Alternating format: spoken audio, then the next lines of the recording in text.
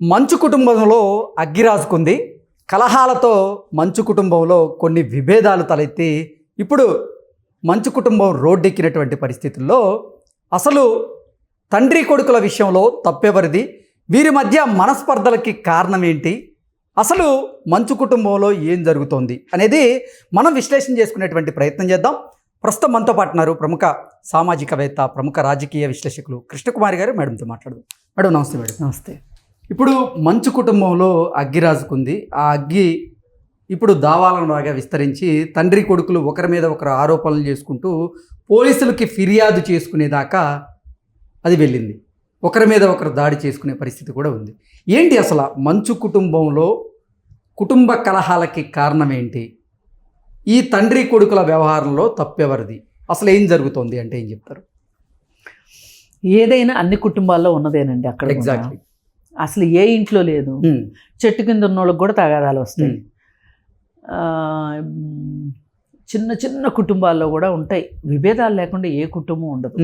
పైగా ఆస్తి ఉంటే ఇంకొంచెం ఎక్కువ ఉంటాయి. మరి ఇక్కడ గొడవ ఆస్తికి సంబంధం లేదు అంటూనే ఆస్తి చుట్టూనే తిరుగుతున్నట్లు అనిపిస్తుంది. డైరెక్ట్గా మనోజ్ ఆస్తి అడగకపోవచ్చు, మనోజ్ చెప్పినట్లు. కానీ మనోజ్ గారు రాసినటువంటి ఒక లేఖలో 8వ అంశంగా, అంటే 10 అంశాలతో ఆయన ఒక లేఖ రాస్తే 8వ అంశంగా సెప్టెంబర్లోనే మా నాన్నగారిని నేను వేడుకున్నాను మాకు ఆస్తి పంపకాలు చేయమని, కానీ నా మాట పట్టించుకోలేదు అంటూ ఆయన ప్రస్తావించారు అంటే ఎటువంటి వార్తలు వస్తున్నాయి. కానీ ఇప్పుడు మాత్రం ఆయన మీడియా ముందుకు వచ్చేసి నేను ఆస్తి కోసమో లేదంటే డబ్బు కోసమో పోరాటం చేయడం లేదు, నా ఆత్మగౌరవం కోసం పోరాటం చేస్తున్నా అంటూ మంచు మనోజ్ చెప్తున్నారు. అయితే ఇప్పుడు ఆస్తి అడగకుండా ఉండాల్సిన అవసరం కూడా లేదు. తండ్రి ఆస్తిలో పిల్లలకి ఆశ ఉంటుంది. హక్కు ఎంత వరకు ఉంటుంది అనేది అది లీగల్ ఇష్యూ. అవును, ఆశ అయితే ఉంటుంది, ఖచ్చితంగా ఉంటుంది. పక్కింటోళ్ళ ఆస్తికి ఆశ పెడితే తప్పు అంటారు, కానీ తండ్రి ఆస్తికి ఆశ పెడితే తప్పు అనరు. ఆశ ఉంటుంది. ఈ ఆశ ఎందుకు ఇంతమంది మాట్లాడుకునేటట్లు అయ్యింది అని అంటే గనక, మామూలుగా ఉండాల్సిన ఆశ, ఇంతమంది చర్చించుకోవాల్సిన అవసరం లేకుండా ఉండాల్సిన ఆశ ఎందుకు ఇంతమంది మాట్లాడుకుంటున్నారు, ఎందుకు మనోజ్ ఇంత ఫైర్ అయ్యాడు అనేది గనక ఆలోచిస్తే, కుటుంబంలో తండ్రి తర్వాత పెద్ద కొడుకుగా బాధ్యతలు తీసుకున్నప్పుడు విష్ణు తనకు మాత్రమే న్యాయం చేసుకుని పక్క వాళ్ళకి అన్యాయం చేయటం తప్పు. ఓకే, విష్ణు అక్కడ తప్పు చేశాడు. ఓకే, అంటే విష్ణు ఆడిన గేమ్ అంటారా ఇదంతా? మొత్తం అంతే. మొత్తం విష్ణు తేనె పూసిన కత్తిలాగా ఓకే తమ్ముడిని తండ్రికి దూరం చేసి తానే అంతా అయ్యి తండ్రిని ఒక రకంగా మానసికంగా తన అధీనంలోకి తీసుకొచ్చుకున్నాడు. ఓకే, మోహన్ బాబుని అధీనంలోకి తీసుకొచ్చుకుంటే చాలామంది ఇళ్లల్లో జరిగేది ఏంటి అంటే ఇదే. చిన్నప్పుడంతా బాగానే ఉంటారు, పిల్లల్ని బాగానే పెంచుతారు. ఎక్కడో చోట ఒక్కొక్క సందర్భంలో ఒకళ్ళంటే ఎక్కువ ఇష్టం, ఒకళ్ళంటే తక్కువ ఇష్టం. అలాగే కొన్ని ఇళ్లల్లో ఆడపిల్లల్ని తండ్రులు బాగా చూస్తారు, మగపిల్లల్ని తల్లులు బాగా చూసుకుంటారు. ఈ సిబ్లింగ్ రైవలరీస్ నడుస్తూనే ఉంటాయి చిన్న చిన్నగా. కానీ ఆస్తుల దగ్గరికి వచ్చేసరికి ఎవరికి ఏంటి చెయ్యాలి, ఎంత చెయ్యాలి అనే దాని విషయంలో తల్లిదండ్రులు ఆ విషయంలో పొరపాటు చేయకూడదు. ఎందుకు చేయకూడదు అంటే, మీరే తగాదాలు పెట్టిన వాళ్ళు అవుతారు పిల్లల మధ్యలో. ఇప్పుడు కొంతమందికి ప్రత్యేక అవసరాలు ఉంటాయి ఇళ్లలో. నేను యాజ్ ఏ ఫ్యామిలీ కౌన్సిలర్గా చెప్తున్నా. ప్రత్యేక అవసరాలు అంటే ఎట్లుంటాయి అంటే, ఒక అబ్బాయికి అనారోగ్యం ఉంటుంది. అనారోగ్యం వల్ల అతను సరిగా పనిచేయలేకపోతాడు. కానీ అతనికి కూడా ఒక ఫ్యామిలీ, పిల్లలు ఉంటారు. అలాంటప్పుడు తల్లిదండ్రులు వాళ్ళని కనిపెట్టుకోవాలి. అలా కాకుండా ఇద్దరు బాగానే ఉన్నారు, ఇద్దరు బాగానే సెటిల్ అయ్యారు అనుకున్నప్పుడు ఇద్దరికి సమానంగా పనిచేసేసి ఒక 65 సంవత్సరాలు వచ్చేసరికి తల్లిదండ్రులు రిటైర్ అవడానికి సిద్ధంగా ఉండాలి. రిటైర్మెంట్ అంటే అర్థం ఏంటంటే ఉద్యోగంలో రిటైర్ అవటం కాదు, కుటుంబ బాధ్యతల నుంచి కూడా రిటైర్ కావాలి. రిటైర్ అయిన తర్వాత కూడా కొంతమందికి బాగా జవసత్వాలు బాగుండి మైండ్ బాగున్న వాళ్ళు ఏం చేస్తారంటే పార్ట్ టైం జాబ్ చేస్తారు, తోచుబడి కాక కాలక్షేపం కోసం చేస్తారు. అక్కడ జీతం ప్రధానం కాదు, వాళ్ళకి కాలక్షేపం కోసం. అలా తల్లిదండ్రులు ఏం చేయాలి అంటే, ఈ పిల్లలకు సంబంధించిన పిల్లల విషయాలు కావచ్చు, ఉమ్, వాళ్ళకి ఏవైనా అనుమానాలు కానీ ఏదైనా ఒక నిర్ణయం తీసుకోలేని పరిస్థితిలో పిల్లలు ఉంటే వాళ్ళకి అర్థమయ్యేటట్లు మాట్లాడటం కానీ ఉమ్, అట్లాంటివి చెప్పి వాళ్ళ పిల్లల విషయాలు ఏమన్నా బాధ్యత తీసుకోవాలి అంటే తీసుకునేటట్లుగా అదొక కాలక్షేపం లాగా సంతోషంగా చేయాల్సిందే తప్పితే ఉమ్, ప్రధానమైన బాధ్యతల నుంచి తల్లిదండ్రులు తప్పుకోవడం చాలా మంచిది. ఓకే. పిల్లలకి ఏంటి చెయ్యాలి, ఉమ్, చదివించాము, వ్యాపారాలు పెట్టుకుంటానంటే సహకరించాము, ఉమ్, ఉద్యోగాలు చేసుకుంటామంటే సహకరించాము, పెళ్ళిళ్ళు చేసేసాము, వాళ్ళకు కూడా పిల్లలు వచ్చేసారు. ఉమ్, వచ్చేసినప్పుడు వీళ్ళు ఏం చేయాలి, చక్కగా ఈ మొత్తం కుటుంబాన్ని చూసుకుని ఆస్వాదించుతూ సంతోషపడటం నేర్చుకోవాలి. ఉమ్, కానీ దురదృష్టవశాత్తు కొంతమంది తల్లిదండ్రులే ఉమ్, పిల్లల పాలిట శాపాలు అవుతారు. ఎలా? ఎలా అంటే అహంభావం, ఉమ్, నా కంఠంలో ఊపిరుండగా నా మాటే చెల్లాలి, ఓకే. నేను అనుకున్నదే కరెక్టు, ఉమ్, నా బుర్రలోకి వచ్చిన ఆలోచనే కరెక్టు, ఉమ్, నేను మాట్లాడిందే కరెక్టు అనే అహం ఎవరికైతే ఉంటుందో, ఉమ్, నేను పట్టిన కుందేలుకి మూడే కాళ్ళు, అది ఇది కాదంటే అసలు కుందేలు కాళ్ళు లేకుండా నడుస్తుంది అని చెప్పినా మనం వినేటట్లు ఉండాలి. ఉమ్, బయట వాళ్ళు వినాలి, ఇంట్లో వాళ్ళు వినాలి. ఈ మనస్తత్వం ఉన్న వాళ్ళ ఇళ్లల్లో పిల్లల బాధలు వర్ణనాతీతం.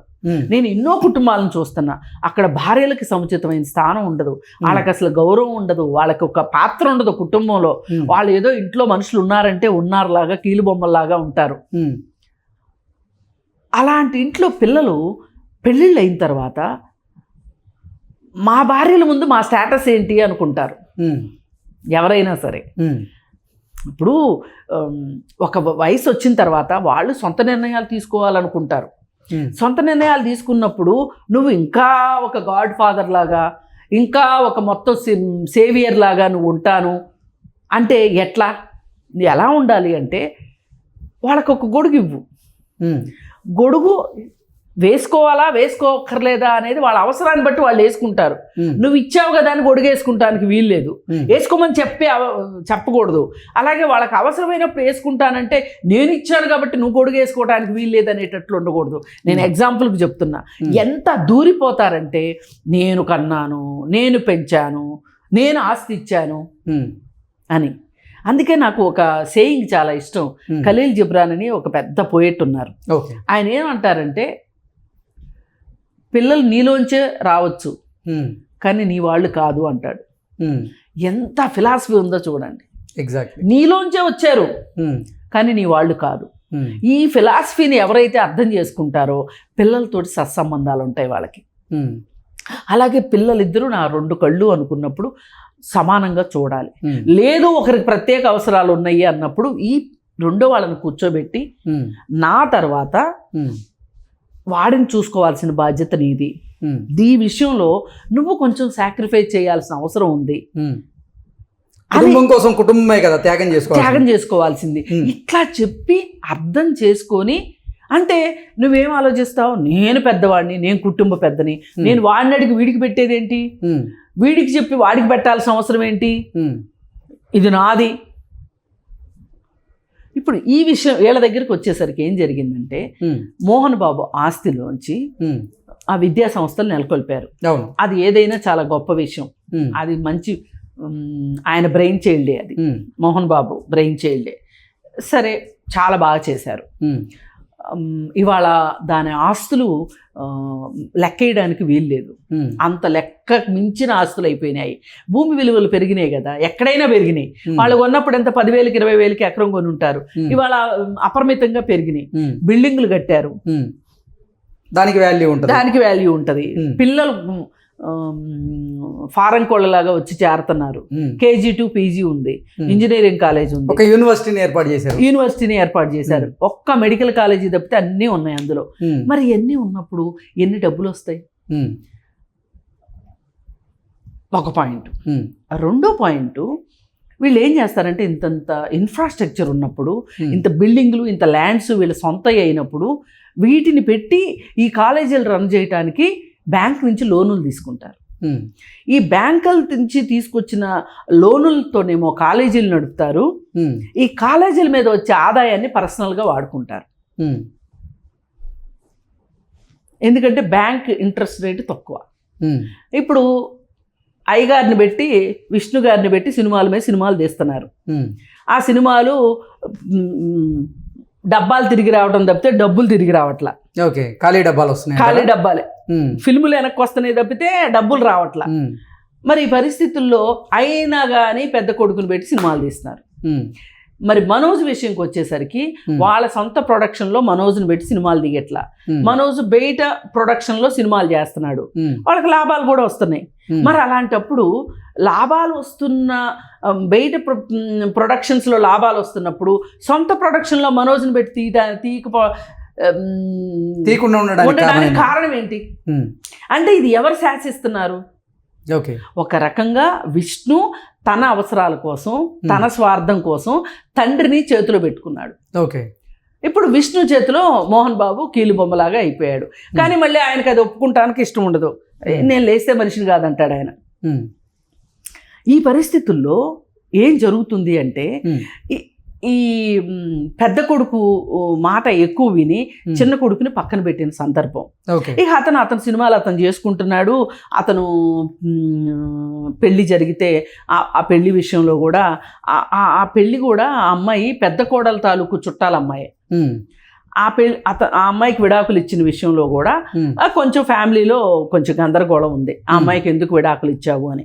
ఆ అమ్మాయికి విడాకులు ఇవ్వడమే కాకోకుండా ఇంకొక డివోర్సీ అమ్మాయిని, ఒక కొడుకున్న డివోర్సీ అమ్మాయిని పెళ్లి చేసుకోవటాన్ని వాళ్ళు జీర్ణించుకోలేకపోతున్నారు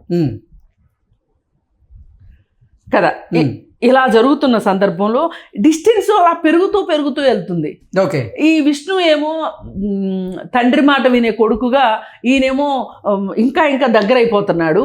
మనోజ్ ఎంత దూరం అవుతున్నాడో విష్ణు అంత దగ్గర అవుతున్నాడు. ఈ పరిస్థితుల్లో దీన్ని ప్యాచప్ చేసుకోవాలి అని ఆలోచించాల్సింది ఎవరు? మోహన్ బాబు ఆలోచించాలి పెద్దరికంగా. అది చేయకుండా మనోజ్ మాటలు, విష్ణు మాటలు వింటున్నాడు. పైగా కాలేజీ విషయాలు చూసుకుంటే అక్కడ చాలా అవకతవకలు జరుగుతున్నాయి. ఇప్పుడు నిన్న ఎవరైతే మాట్లాడుతున్నారో వినయ్ అనే అతను ఆ కాలేజీకి సంబంధించిన వ్యవహారాలు చూస్తున్నాడు. విష్ణు వెళ్ళేమో దుబాయ్లో సెటిల్ అయ్యాడు. అతనేమో ఒక్కరోజే చూస్తాడు, అటు ఇటు తిరుగుతుంటాడంట ఈ వినయ్. వాళ్ళు ఎంతసేపు ఏంటంటే ఆ కాలేజీని మనీ మింటింగ్ మిషన్ లాగా తయారు చేసేసారు. ఎగ్జాంపుల్, డే స్కాలర్స్ కూడా లంచ్ అక్కడే తినాలి అనే ప్రపోజల్ పెట్టారు. ఇప్పుడు చాలా మంది పేదవాళ్ళు కూడా పిల్లల్ని కష్టపడి ఫీజులు కట్టి చదివించుకుంటారు. కానీ భోజనం ఒక బాక్స్ లో పెట్టి వాళ్ళు వండుకున్నది ఏదో పెట్టి పంపిస్తారు. అలా కాకుండా మా దగ్గరే తినాలి కొనుక్కుని. హాస్టలర్స్ ఎలాగో మీ హాస్టల్లోనే హాస్టల్ ఫీజులోనే భోజనం కూడా వచ్చేస్తుంది కాబట్టి తినేస్తారు మెస్. కానీ బయట వాళ్ళు ఎందుకు తినాలి? ఎగ్జాక్ట్లీ. అక్కడ శుచి శుభ్రంగా ఉంటుందో లేదో ఎవరికి తెలుసు. ఇంట్లో వల్ల శుచి శుభ్రం అనేది పక్కన పెట్టండి, అసలు మొదటగా ఫైనాన్షియల్ మ్యాటర్ వస్తుంది ఇక్కడ. అవును, వాళ్ళకి భారమే కదా, అధిక భారం కదా ఇది. మరి ఈ విషయంలో ఆలోచించమని మనోజ్ ఎన్నోసార్లు చెప్పినా కానీ వినట్లేదు. ఇలా కంప్లైంట్లు వస్తున్నాయి.